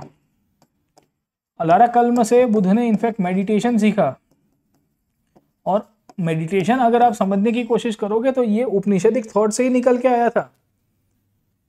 ये जो आत्मा और ब्रह्म के बीच में जो संवाद है, जो कन्फ्लिक्ट है, सेल्फ रियलाइजेशन का कंसेप्ट है, वो भी उपनिषद से ही आया था कि जीवन का सार क्या है, जीवन के अंदर क्या रियलिटी है, भगवान है कि नहीं है, भगवान है तो किस रंग रूप के अंदर है, भगवान है किस रंग रूप में है तो उनकी आराधना कैसे की जाए, भगवान निराकार है तो निराकार भगवान के रूप को हम लोग कैसे दर्शा सकते हैं। मल्टीपल क्वेश्चंस वर देयर, इतने सारे क्वेश्चंस थे जहां बुद्ध के पहले टीचर्स अलामा कल्म थे। वहां से बुद्ध ने मेडिटेशन सीखा, वहां से इनफैक्ट गॉड के बारे में उनको नॉलेज मिला कि भगवान है कि नहीं है। इनको सोल के बारे में नॉलेज मिलता है कि आत्मा का क्या इंपॉर्टेंस है। खैर इसको डिनाई करेंगे, गॉड को लेके वो हमेशा क्वेश्चन मार्क रहे। बुद्धिज्म हमेशा गॉड को लेके एग्नोस्टिक रहा है। मैं आगे क्लास में आऊंगा तो आपको बताऊंगा एग्नोसिज्म का मतलब क्या होता है, कि it neither accepts the reality of God neither denies the reality of God. ना भगवान को स्वीकारते हैं ना भगवान को रिजेक्ट करेंगे सर, ठीक है। तो ये आपका गॉड एंड सोल का कंसेप्ट आपको यहाँ दिखता है। ये उपनिषद ही थे जो बुद्धा को रीजनिंग सिखाते हैं, है ना। तो बुद्ध ने जीवन के अंदर रीजनिंग करने के आधारित ही अपना प्रचार किया। उनके हर एक फिलॉसफी के अंदर बुद्ध के टीचिंग्स को आप कभी पढ़िएगा तो आपको हमेशा रीजनिंग आधारित चलेगा। बुद्ध कहेंगे जीवन में दुख ही दुख है। आपको पता होगा कि बुद्ध कहेंगे कि जीवन में दुख ही दुख है, the life is full of sorrows. और सॉरोज का पीछे का मूल कारण क्या है, डिजायर्स। आपके यहाँ पे जो तृष्णा है वो आपको दुखी करती है। तो उपनिषद भी यही कहते हैं आपको कि भाई we should go for uplifting our knowledge. तो जैसे ही हम लोग नॉलेज गेन करेंगे वैसे हमारी डिजायर्स खत्म हो जाएगी, क्योंकि desire is something that is materialistic aspect of life. जीवन के अंदर जो भौतिकतावादी चीजें हैं, जीवन के अंदर जो मटेरियलिस्टिक एलिमेंट है सर, उसकी बात की जा रही है सर। गेटिंग माय पॉइंट, है ना। तो what do we find over here, we see that desires and sorrows जो है वो तो रीजनिंग का पार्ट है। और ये रीजनिंग जो बुद्ध को उपनिषद के द्वारा ही मिला है, क्योंकि अगर उपनिषद पॉपुलर ना हुए होते वैदिक ट्रेडिशंस के रूप में, और उपनिषद के अंदर जो नॉलेज जो था वो बुद्ध को ना मिला होता तो बुद्ध इतना तार्किक भी ना निकल के आते सर, ठीक है ना। तो बहुत सारी चीजें हैं जो आपको लिंकेजेस के साथ जोड़नी पड़ती है, जहां पे ये प्रश्न स्पेसिफिक आ सकता है कि role of Upanishadic traditions in the development of new philosophies. ये उपनिषद ही थे जो अलग अलग प्रकार के लोगों को फिलोसफिकल डेवलपमेंट के अंदर बताएंगे और फिर लोग अपनी फिलोसफी देंगे। अब देखिए आपको क्या मिलता है, जब उपनिषद का प्रचार हुआ, उपनिषद के अंदर ये सब चर्चाएं हुई, उपनिषद के अंदर गुरु शिष्य की परंपरा आई, तो ये बहुत सारे लोग ऐसे थे जो पहले यही कोई स्कॉलर के पास जाके पढ़ के आए। बुद्ध के इनिशियल टीचर भी ब्राह्मण थे, महावीर के भी दिख जाएंगे और इनके भी आपको मिलेंगे सर, ठीक है। अब जैसे उपनिषद के अंदर भगवान की बात की गई है, that is Brahma is the ultimate reality, और बोला गया है कि दैट इज नॉलेज सर, है ना। और कहा गया कि आप ज्ञान मार्ग से चलिए सर। बुद्ध ने गॉड को लेकर अपना व्याख्या नहीं दिया, उन्होंने कहा कि भाई गॉड है कि नहीं है हम लोग नहीं मानते हैं। महावीर कहते हैं कि भाई गॉड है, पर गॉड किसके नीचे है, हमारे तीर्थंकर के नीचे है सर। तो इवेंचुअली ये जो गॉड का कंसेप्ट इनको क्लियर हुआ है वो उपनिषद के कारण ही हो पाया सर।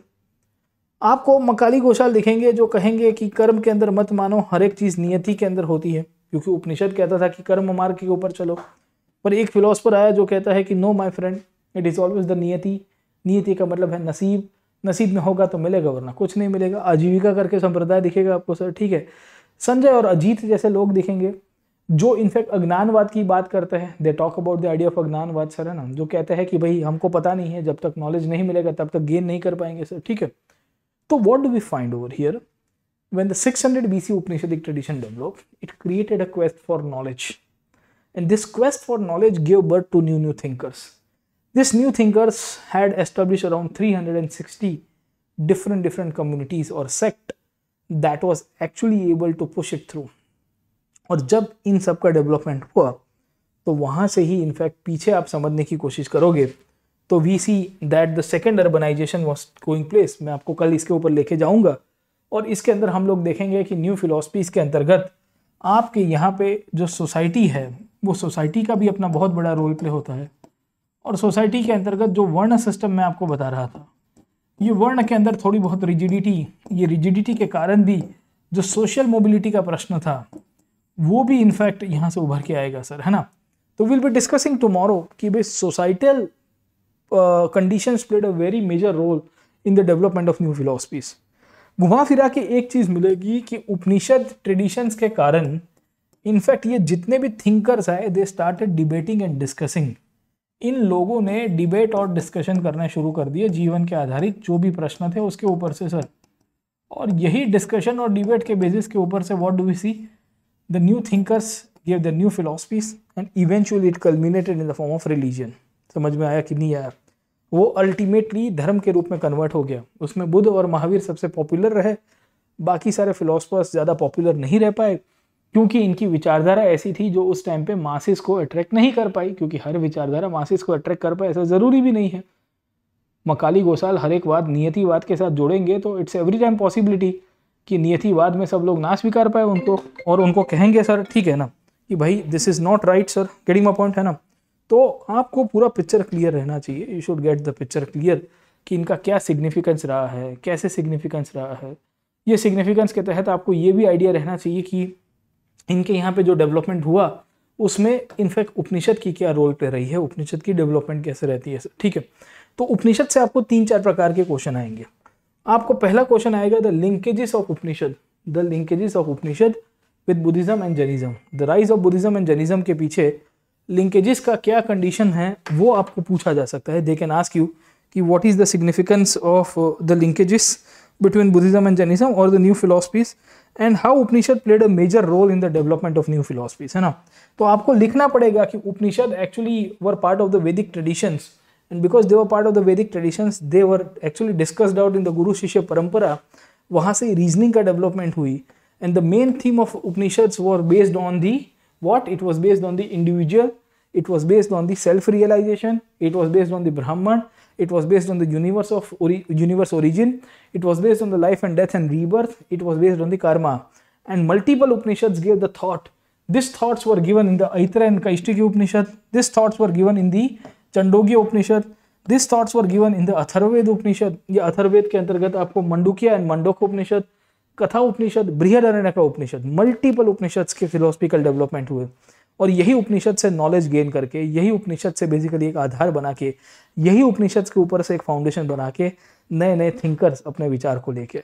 अगर उपनिषद नहीं बनते तो फ्री थिंकिंग नहीं आता, अगर उपनिषद नहीं बनते तो लोगों के अंदर जो प्रश्न करने की चेतना है वो नहीं आती, अगर उपनिषद नहीं बनते तो हो सकता था कि लोगों के अंदर या जो थिंकर्स थे, जो प्रीचर्स थे, उनके अंदर ये जो रीजनिंग एबिलिटी आई है, गॉड को अलग वे पे डिफाइन करने की बात हो रही है, this world and other world के बीच में रिलेशनशिप एस्टेब्लिश करने की बात आ रही है, वो सब कुछ नहीं आता सर। ठीक है, and this is one of the reasons we find Upanishads are one of the major constituent behind the rise of Buddhism and Jainism sir. ठीक है, आप समय मिले तो कभी मेरे क्लासेस के अंदर आइएगा, मैं आपको उतना अश्योरेंस दूंगा कि आप बुद्धिज्म जैनिज्म के पीछे जो बुलेट पॉइंट्स देखते हो ना कि rise of Buddhism and Jainism के पीछे फैक्टर्स क्या है, तो एक फैक्टर देखते हो कि सोशल कंडीशंस ऐसी थी, अर्बनाइजेशन हो रहा था, फिर ये वैदिक ट्रेडिशंस में सैक्रिफाइसेस भी 100% रिस्पॉन्सिबल नहीं थे। एक्चुअली सैक्रिफाइसेस से ज़्यादा रिस्पॉन्सिबल थे उपनिषद्स। सैक्रिफाइसेस वर पार्शियली रिस्पॉन्सिबल क्योंकि इट वॉज अ रिएक्शन, कुछ लोगों को पसंद नहीं आ रहे थे कि इस प्रकार के कर्मकांड हो रहे हैं, यज्ञ हो रहे हैं, और इसके लिए इन्होंने कहा कि भाई चलिए हम हमारे नए संप्रदाय की स्थापना करते हैं, नए विचारधारा देते हैं। पर विचारधारा देने के उनका जो बेस था, बुद्ध का खुद का विचार कहाँ से आया, महावीर को खुद का विचार कहाँ से आया, यहाँ से आया, क्योंकि इनके गुरु कभी पढ़िएगा, you see the traditions of Buddha and Mahavir. Buddha और महावीर जहाँ से उनकी बैकग्राउंड थी, जहाँ से वो बुद्ध बनने के रास्ते के ऊपर गए, उसमें अलारा कल्म का क्या रोल प्ले था, कभी देखिएगा किताब के अंदर उठा के सर, आपको पता चलेगा अलाराम कल्म एक्चुअली उनको मेडिटेशन सिखाते हैं। अब मेडिटेशन कहाँ से आ गया, meditation was actually part of the Upanishadic traditions and the वैदिक जो डेवलपमेंट हो रहा था उस समय। ठीक है, तो ऐसे बहुत सारे विचारधारा है, वैसे बहुत सारे डेवलपमेंट्स हो रहे हैं, योगा का डेवलपमेंट हो रहा है सर इसी पीरियड में। So we get development of the yogic philosophy. तो ये जो ध्यान है, शरीर की चेतना को फोकस करना है और अल्टीमेटली लिबरेशन की तरफ जाना है, क्योंकि अल्टीमेट रियलिटी तो यही है, सबका रास्ता तो एक ही है कि भाई हमको मोक्ष कैसे मिलेगा sir, how will be achieve salvation, how will be achieve liberation in life sir, है ना।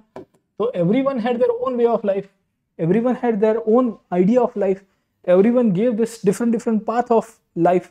बुद्ध ने अपना दिया, महावीर ने अपना दिया, वेदों ने अपना दिया, उपनिषद ने अपना दिया। वेद के अंदर आपको उपनिषद भी दिखेंगे और वेद के अंदर आपको रिचुअल्स भी दिख जाएंगे। कोई कहता है मीमांसा दर्शन, आप देखोगे तो यूल फाइंड जैमिनी ऋषि जो मीमांसा दर्शन को प्रभावित करते हुए कहते हैं कि it is always the rituals that will give us the solution, कि अगर मोक्ष चाहिए तो हमको बेसिकली यहाँ पे जो रिचुअल्स हो रहे हैं वो हमको देंगे। तो there are multiple thoughts, there are multiple ideas, there are multiple ways, है ना, जिसके थ्रू आप अल्टीमेट रियलिटी को समझ पाओगे। खैर ये एक थोड़ी मोटी मोटी चर्चा थी क्योंकि एनसीईआरटी में तो 1-2 पैराग्राफ दिए हैं, बट मेरा मानना है कि हम लोग 1-2 पैराग्राफ के ऊपर भी निकले सर, है ना। रीडिंग बिटवीन द लाइंस करिए, क्वेश्चन यहाँ से बहुत बनते हैं। इनफैक्ट मैंने आपको ये बताया ना, ये सब थिंकर्स के नाम है, देवर कंटेम्प्रेरी ऑफ बुद्धा, महावीर, मतलब उनके आगे पीछे 50-100 साल का टाइम दिखेगा आपको सर, ठीक है ना। दूसरा, ये जो वैदिक लिटरेचर में जो श्रुति लिटरेचर है, यहाँ से क्वेश्चन बनेंगे, वेद का क्या पार्ट है, ब्राह्मण्य किसका पार्ट है, अरण्यक और उपनिषद। आप है ना टेबल को याद रखते हो, never try to mug up the tables, कभी भी टेबल्स को रट्टा मत मारिए, है ना। कौन सा उपनिषद किसका पार्ट है ऐसे याद नहीं रहता, उपनिषद की स्टोरी को देखिए, उसकी थीम को देखिए कि कौन से उपनिषद में किसकी बात की गई है, ऋग्वेद के अंदर किसकी बात की गई है, यजुर्वेद में किसकी बात की गई है, अथर्ववेद में किसकी बात की गई है। उसमें अथर्ववेद बहुत ही फिलोसफिकल डिस्कशंस करवाते हैं, ठीक है। तो ऐसे बहुत सारे टॉपिक्स हैं, ऐसे बहुत सारे प्रश्न हैं जो मैं चाहता हूँ कि एनसीईआरटी के बाहर के जो क्वेश्चंस यूपीएससी पूछता है उसके अंदर से हम लोग करें। और उसके लिए आपको ज़्यादा कुछ नहीं करना है, you are not suppose to do much. Description box में एक लिंक अवेलेबल है, उसके ऊपर क्लिक करिए और जल्दी से हमारे कोर्सेज के अंदर जुड़ जाइए सर, ठीक है। मैं आपको गलत नहीं कहूँगा, मेरे कोर्सेज के अंदर आपको 100% सेटिस्फैक्शन दिखेगा। In fact each and every teacher who is teaching on the Unacademy platform, they got the finest of the experiences and they are here to make your wishes true. आपके जो भी सपने हैं वो पूरे करने के लिए हम लोग यहाँ पे बैठे। 4 अगस्त है आखिर का दिन, मतलब आज, कल और परसों तक आपको मिल जाएगा मोस्ट प्रॉब्ली। और उसके बाद नहीं, आज 3 हो गया सर, है ना, तो 3 और 4 ही है सर, है ना, तो आज और कल का दिन ही है। तो फीस फिर बढ़ जाएगी, there is every possibility the fees is increasing. In fact अभी आपको प्रीलिम्स मेंस की टेस्ट सीरीज मिल रही है और PN live discount code use करिए and make the maximum out of it, है ना। तो आज यहाँ पे कंक्लूड करता हूँ मैं आपके सेशन को। मैं आपको कल के क्लास के अंदर देखूंगा और आपको बताऊंगा डिबेट्स डिस्कशन कैसे हो रहे हैं, सोसाइटी में क्या प्रॉब्लम हुआ और eventually how it give rise to birth of Buddhism and Jainism, उसके ऊपर चले जाएंगे सर, है ना। Like share and subscribe to this platform. I will see you in the next session. Till then keep studying and all the best.